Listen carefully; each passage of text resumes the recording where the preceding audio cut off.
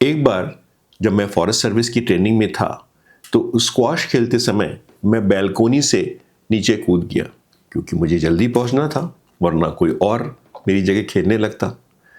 लेकिन इससे हुआ क्या कि मेरे पैर की यानी पंजे की हड्डी टूट गई। लोग मुझे उठा के किस तरह से हॉस्पिटल ले गए। एक्सरे हुआ, पता चला कि मेरे पैर की हड्डी टूट गई है। पैर में प्लास्टर लगा दिया गया और 3 महीने तक मैं अपने रूम में अकेले उस प्लास्टर के साथ पड़ा रहता था। उसके ऊपर से लोगों ने बताया कि सर्विस की एक कंडीशन है, अगर आपको परमानेंट डिसेबिलिटी हो जाती है तो नौकरी से बाहर। आप सोच सकते हैं कि मानसिक स्थिति क्या होगी। इस तरह की घटना किसी के साथ भी हो सकती है और कभी भी हो सकती है। कभी कभी लोग ऐसी बात कह देते हैं जो दिल तक चुभ जाती है और हम चाह के भी उसे भूल नहीं पाते और वो हमें परेशान करती है। ऐसी स्थिति में आप उसे कैसे डील करेंगे? आप स्मार्ट रूप से कैसे अपने माइंड को दूसरे डायरेक्शन में चेंज कर सकते हैं?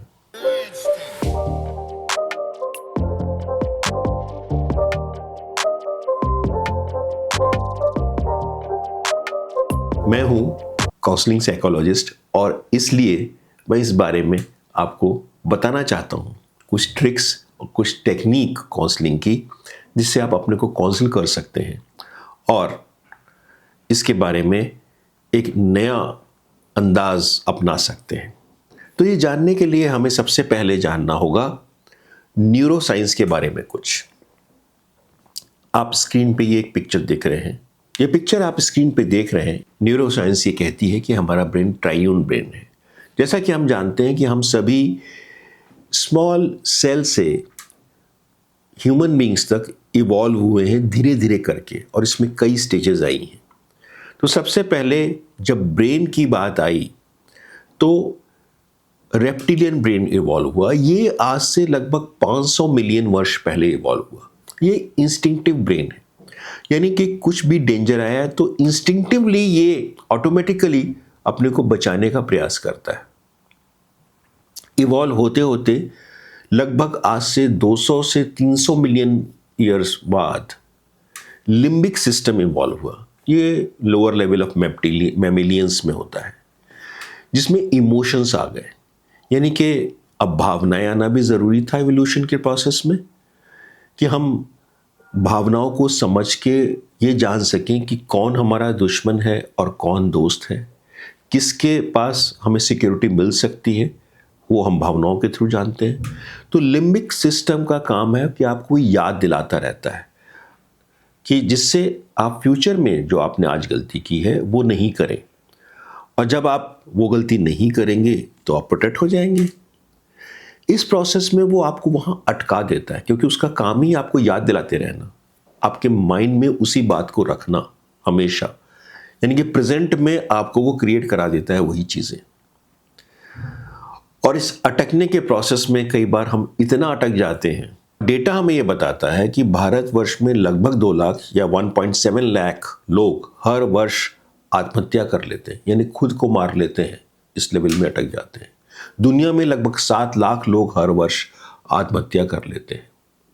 ऐसी अटकी हुई स्थिति से निकलने के लिए हम और इवॉल्व हुए, और जब human beings present day human beings की स्थिति में आ गए, यानी कि लगभग 2 मिलियन से 3 मिलियन ईयर्स बैक, यानी कि 20-30 लाख साल पहले हमारा ये नियो कॉर्टेक्स इवॉल्व हुआ।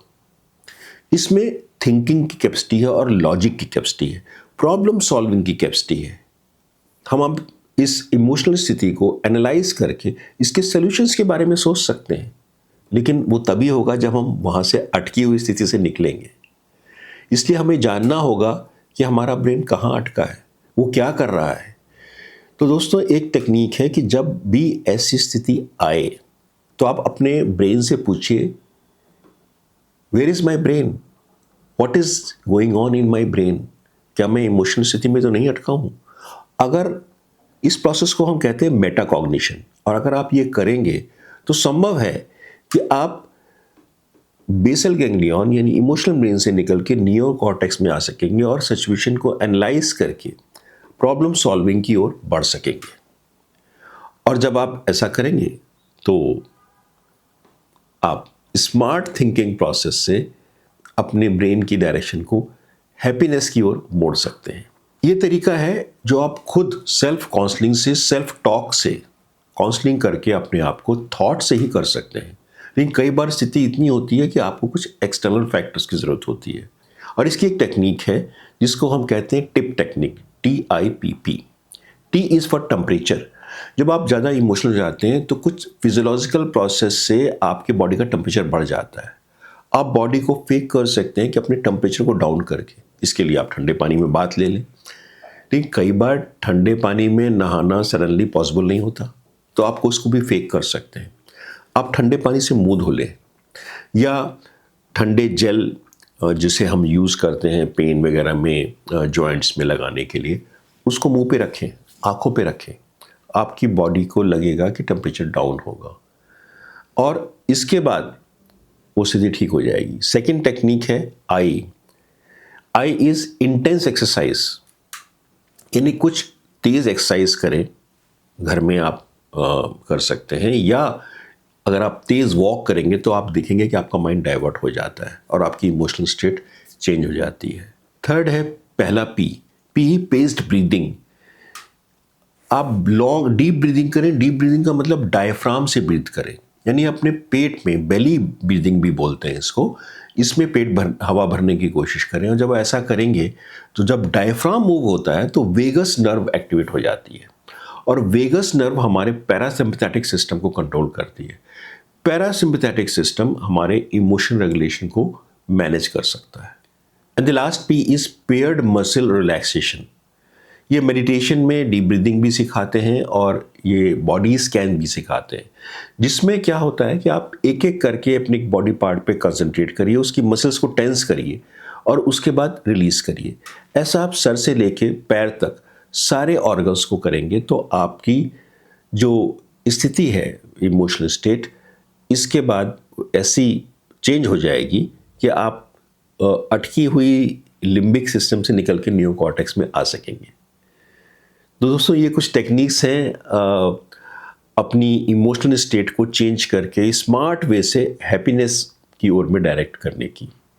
इसी तरह का और कंटेंट देखने रहने के लिए आप मेरी चैनल माइंड गाइड को ज़रूर शेयर करिए, सब्सक्राइब करिए। इस वीडियो को अगर अच्छा लगे तो शेयर और सब्सक्राइब करिए, और नोटिफिकेशन बटन पे दबाइए, जिससे कि जब भी मैं कुछ इस तरह के वीडियो लोड करता हूँ, अक्सर वीक में एक करता हूँ, तो उसकी सूचना आपको मिल सके। चलिए फिर मिलते हैं अगले वीडियो में। तब तक के लिए ये वीडियो देखने के लिए धन्यवाद। Thank you. Bye bye. नमस्कार।